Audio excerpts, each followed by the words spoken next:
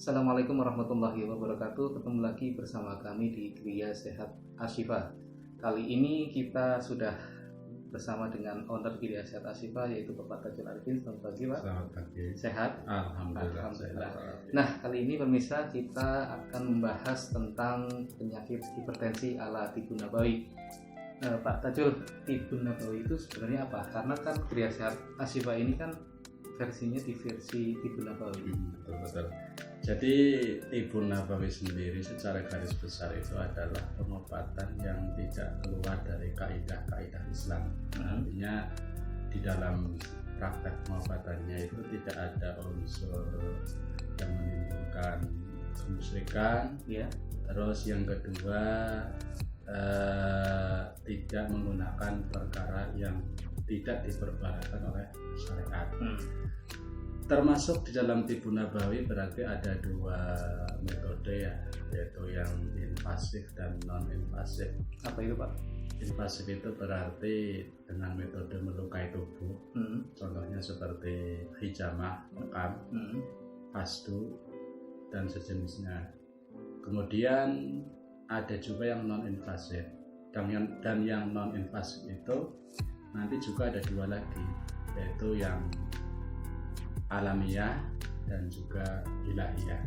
Kalau yang ilahiyah berarti metode pengobatan dengan ruqyah, dengan doa-doa, dengan Al-Quran, ini berarti ilahiyah.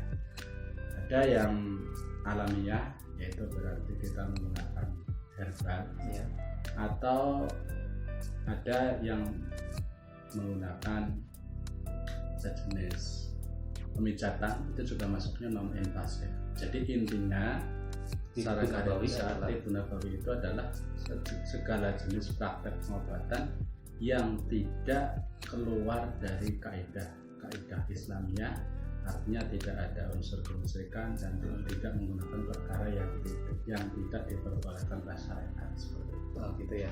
Oke, kali ini kan kita akan membahas tentang hipertensi ya, ala Tibun Nabawi tentunya. Kalau hipertensi sendiri itu apa ya?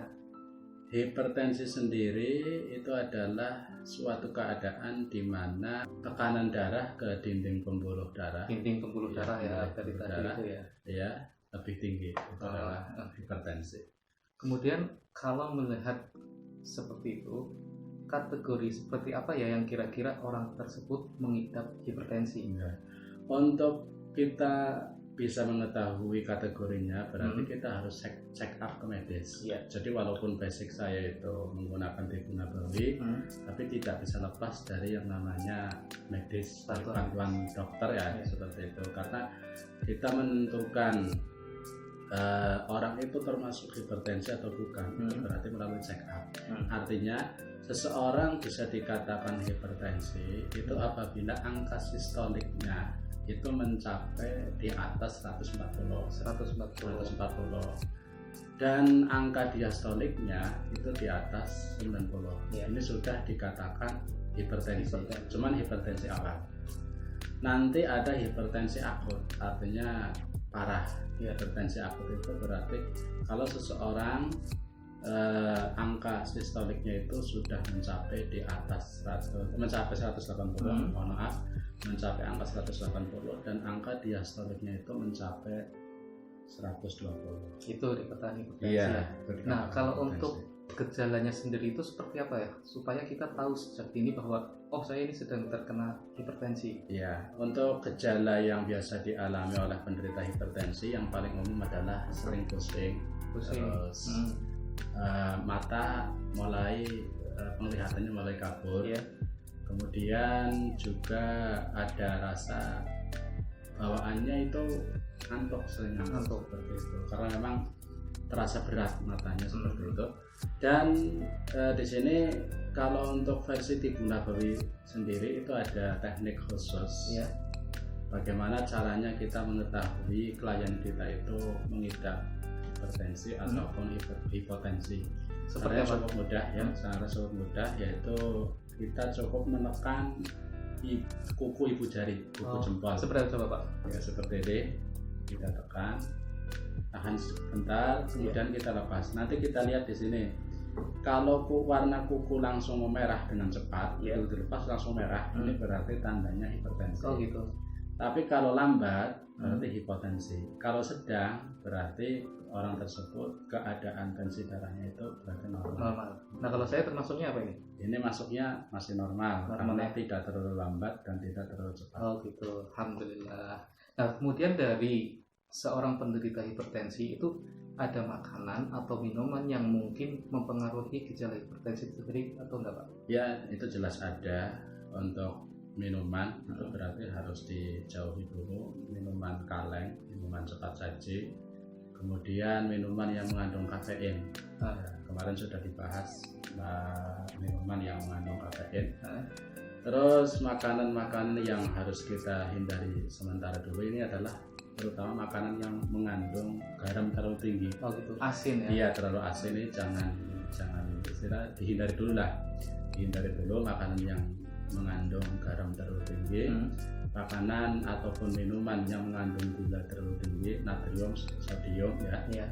Kemudian juga kita harus menjauhi dulu makanan yang mengandung lemak terlalu tinggi. Ini beberapa, masih banyak sebetulnya sih, cuman ini hanya saya sebutkan sebagian saja seperti itu. Termasuk kalau itu yang jeroan atau itu ngaruh? Ya itu nanti dijauhi dahulu. Tapi untuk khusus daging merah itu seperti kambing, seperti kambing, sapi itu. Oh gitu ya. Oke, kemudian kalau misal nih dari pemirsa sendiri ada yang mengidap hipertensi atau saudaranya atau keluarganya sedang terkena hipertensi, ada nggak sih tips sehat untuk penderita hipertensi itu? Untuk tips sehat sendiri dari saya, yang pertama, yang penting jangan terus stres ya. Oh, stres. Ya, yang dari pertama, kunci pertama itu jangan terus stres. Karena apa? Timbulnya suatu masalah kesehatan dalam tubuh ini sebenarnya yang pertama yang paling besar ini adalah masalah pikiran. Coba kita lihat bersama ya, kita analisa. Kalau seseorang itu penyebab penyakitnya itu timbul dari masalah pola makan, mestinya orang gila banyak yang sakit. Karena kita makan. Kadang makan, kadang enggak. Kadang kalau makan juga tidak cuci tangan. Gitu ya. Tapi nyatanya mereka tidak ada yang terkena hipertensi, tidak ada yang terkena penyakit-penyakit yang lainnya. Karena apa? Mereka tidak mempunyai beban pikiran. Betul. Jadi yang pertama itu jangan stres. Kalau kita terkena hipertensi, kita check up ke dokter ternyata tensi darah kita tinggi. Ya kita santai saja. Betul. Ya santai saja, jangan terlalu panik. Yang penting sambil berusaha untuk diobati. Ini yang pertama. Tunggu Pak. Itu masalah stres. Saya juga dapat cerita dari teman saya kalau dia itu terkena hipertensi, begitu check up ke dokter darahnya tinggi. Akhirnya pas dia pulang, dia seperti stres mungkin itu ya, sangat menjaga, nggak boleh makan ini, nggak boleh makan ini, nggak boleh makan ini, sampai akhirnya dia itu rutin untuk cek darah, sangat rutin. Tapi setelah dia cek lagi masih tinggi lagi, akhirnya dia semakin kepikiran. Sebenarnya kebiasaannya seperti itu baik apa enggak kalau kita lagi hipertensi sering cek up darah? Ya untuk kontrol sih memang harus sih, kontrol itu harus. Kuncinya jangan terlalu difikirkan. Oh gitu ya. Ketika kita sudah divonis hipertensi, kalau mau sembuh, berarti setelah kita tahu hasilnya, kita berusaha mengobati, tapi jangan terlalu dipikirin. Oke. Tadi tipsnya ada yang pertama dan dari stres, kemudian yang kedua lakukan olahraga rutin. Yang ketiga hindari makanan ataupun minuman yang menyebabkan hipertensi itu sulit untuk disembuhkan. Dan yang terakhir adalah lakukan terapi bekam sebulan sekali. Oh gitu, jadi bekam menjadi solusi ya? Ya, menjadi solusi untuk menurunkan hipertensi. Alasannya apa Pak, bekam itu menjadi solusi? Alasannya karena kan di dalam pembekaman itu adalah mengambil darah dari lapisan kulit yang menumpuk di dalam arteri, artinya yang menjadi penyebab. Iya, menjadi penyebab sumbatan yang ada di pembuluh darah ataupun arteri seperti itu. Oh ya, tadi kan solusinya salah satunya adalah melalui bekam untuk menurunkan tingkat hipertensi. Ada nggak selain bekam mungkin menggunakan bahan-bahan yang ada di dapur kita atau di kebun-kebun kita yang bisa kita jadikan ramuan untuk menurunkan hipertensi? Ya, itu ada, karena kita juga harus bisa memberikan solusi ya. Kadang sebagian klien itu takut dengan bekam seperti itu ya. Jadi ada solusinya, yaitu tanaman ataupun tumbuhan yang tumbuh di sekitar kita dan sangat dikenal secara empiris untuk menurunkan gejala hipertensi ya. Yaitu yang pertama mengkudu, kemudian yang kedua begagan, dan yang terakhir adalah daun salam. Ini yang saya tahu dan sudah terkenal secara empiris. Jadi nanti penggunaan ini, cuman dalam penggunaan 3 bahan ini, salah satu bahan ini nanti kita perlu kontrol karena ada perbedaan antara mengkudu, begagan, dan daun salam.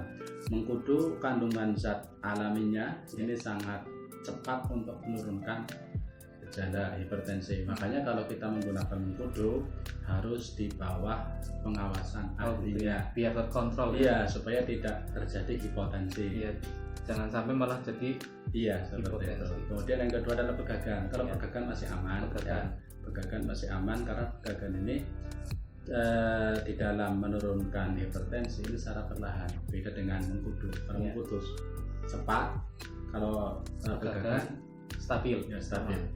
Dan berikutnya daun salam. Daun salam juga baik ya. Daun salam juga baik untuk menurunkan gejala hipertensi. Cuman kadarnya masih di atas daun begagan. Di atas. Di bawah mengkudu.